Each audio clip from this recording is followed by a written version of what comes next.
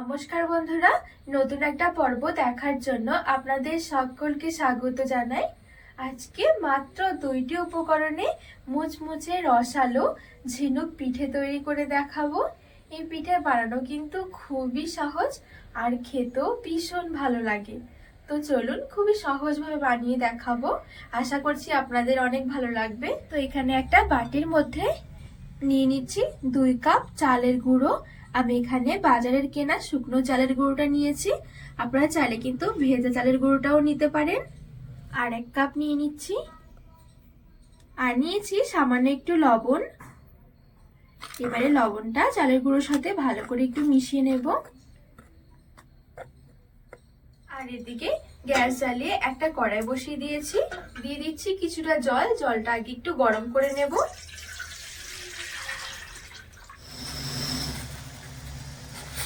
তো এখানে জলটা খুব সুন্দরভাবে ফুটিয়ে নিয়েছি।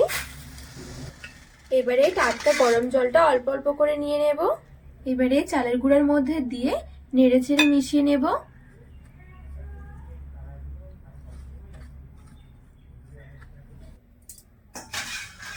এইভাবে আমি অল্প অল্প করে দিয়ে মেশাতে থাকবো।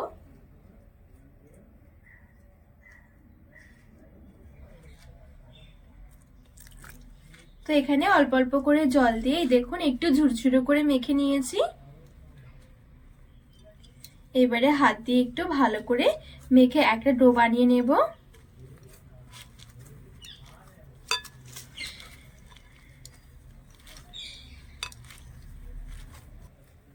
আর এখানে কিন্তু এই ডোটা খুব বেশি নরম করা যাবে না, আবার খুব বেশি শক্তও নয়। তো এখানে দেখুন খুব সুন্দর করে আমি একটা ডো বানিয়ে নিয়েছি। খুব বেশি নরম নয়, আবার কিন্তু খুব বেশি শক্তও নয়। এই দেখুন, এবারে এখান থেকে অল্প একটু ডো নিয়ে নিচ্ছি। পিঠেগুলো খুব বেশি বড় করব না, একটু মিডিয়াম সাইজ করে তৈরি করব। হাতের মধ্যে নিয়ে একটু গোল করে নেব। এবারে এরকম করে একটু লম্বা শেপ দিয়ে নেব। এই দেখুন ঠিক এরকম। এবারে আমি এখানে নিয়েছি 2টো নতুন চিরুনি। চিরুনি দিয়ে আজকে ঝিনুক পিঠেগুলো তৈরি করে দেখাবো। এবারে এই 2টো চিরুনির মধ্যে একটু তেল লাগিয়ে নেব, তাহলে পিঠেগুলো খুব সহজে উঠে আসবে।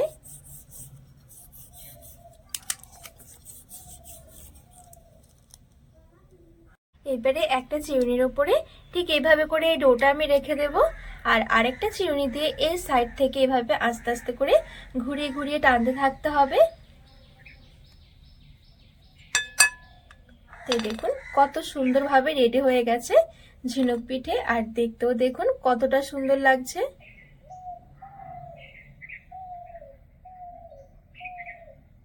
তো বাদ বাকি সব পিঠেগুলো ঠিক আমি একইভাবে রেডি করে নেব।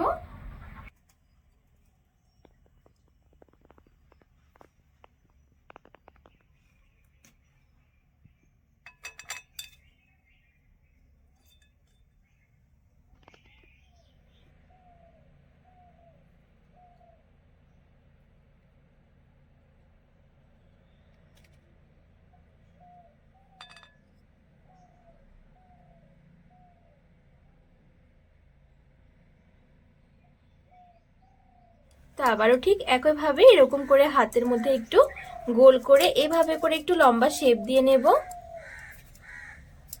এই দেখুন, এবারে একটা চিরুনির উপরে রেখে দেব, আর উপর থেকে আরো একটা চিরুনি দিয়ে ঠিক এইভাবে করে এর নিচের দিকে টানতে থাকতে হবে।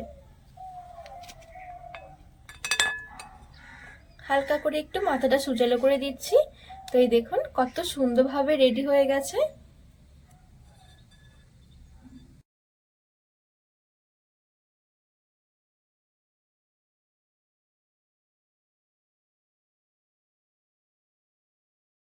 তো এই দেখুন এখানে সবগুলো ঝিনুক পিঠে আমি খুব সুন্দরভাবে রেডি করে নিয়েছি।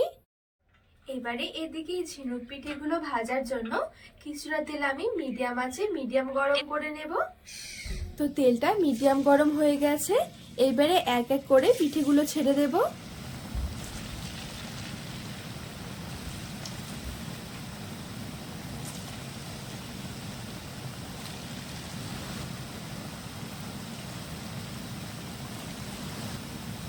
আর প্রথমে পিঠেগুলো দেওয়ার সময় গ্যাসের আঁচটা মিডিয়ামে রাখতে হবে।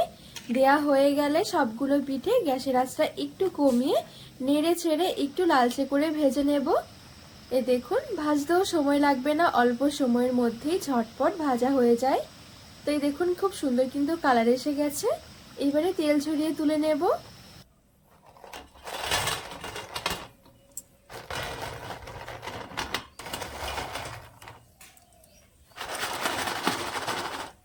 এবারে একটা কড়াই বসিয়ে এখানে একটা চিনির রস তৈরি করব।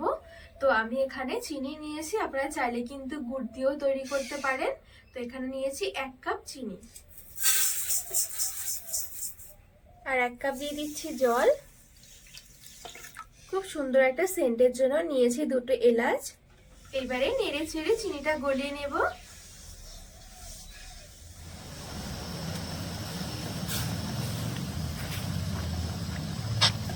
তো এখানে চিনি রসটা খুব সুন্দরভাবে ফুটে উঠেছে, আর কিন্তু একটু ঘন হয়ে গেছে।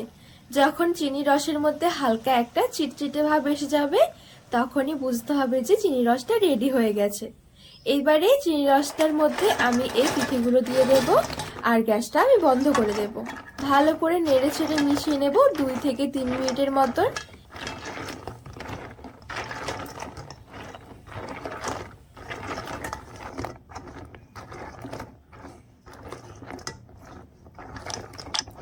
তো কিছুক্ষণ সময় নিয়ে আমি খুব সুন্দর করে মিশিয়ে নিয়েছি।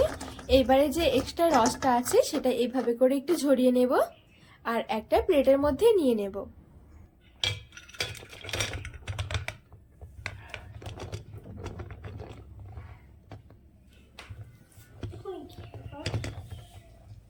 তো খুব সুন্দরভাবে রেডি হয়ে গেল ঝিনুক পিঠে। একদমই মুচমুচে রসালো, খেতে ভীষণ ভালো লাগে। তো বন্ধুরা, আজকে এই ঝিনুক পিঠের রেসিপি আপনাদের কেমন লেগেছে অবশ্যই কিন্তু কমেন্ট করে জানাবেন।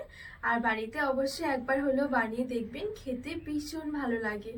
তো রেসিপি ভালো লাগলে চ্যানেলটিকে সাবস্ক্রাইব করে পাশে থাকা অনুরোধ রইল।